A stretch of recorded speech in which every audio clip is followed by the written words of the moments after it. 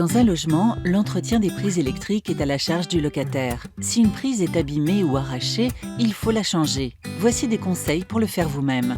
Il existe 2 systèmes de fixation pour une prise électrique. Avec une boîte d'encastrement, cylindre en plastique placé au préalable dans la cloison. Avec griffe, située de chaque côté, elle s'écarte quand on visse la prise pour la maintenir en place dans la cloison. Dans le doute, prévoir les 2 options.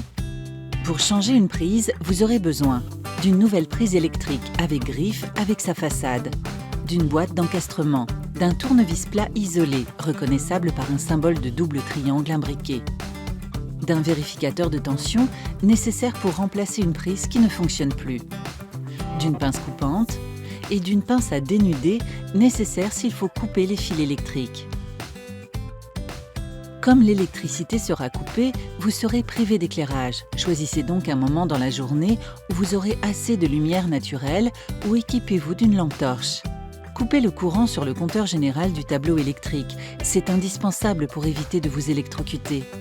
Pour le remplacement d'une prise qui fonctionnait, branchez un appareil qui fonctionne, comme une lampe, et assurez-vous qu'il n'y a plus de courant.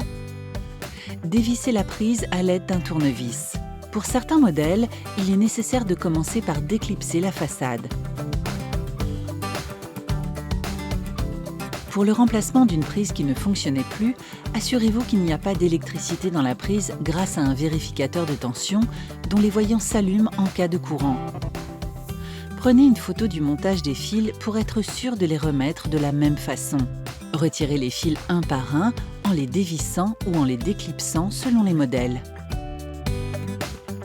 Si un fil est abîmé ou trop long, on peut couper le bout du fil avec une pince coupante en veillant à laisser suffisamment de longueur. Il faut ensuite utiliser une pince spéciale pour dénuder le fil, c'est-à-dire retirer l'enveloppe en plastique sur environ 1 cm.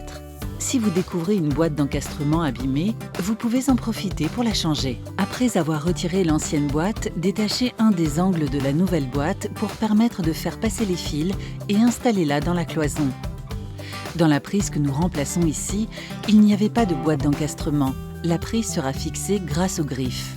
Insérez les fils un à un dans la nouvelle prise en respectant les emplacements. En général, le fil bleu correspond au neutre à gauche, le fil jaune et vert correspondant à la terre au milieu en haut, le fil brun, rouge, marron ou noir correspondant à la phase à droite. Selon les modèles, il faut appuyer sur les leviers en plastique blanc ou visser les fils. Il peut y avoir 2 fils par couleur. Fixez les fils en vissant si nécessaire, puis placez-les à l'intérieur. Positionnez la prise en tenant compte de la boîte d'encastrement s'il y en a une. Resserrez les vis pour fixer la prise. Clipsez la façade sur la prise. Remettez le courant au niveau du tableau électrique, puis testez la prise avec un appareil pour vérifier que votre nouvelle prise fonctionne correctement. Maintenant, c'est à vous de jouer.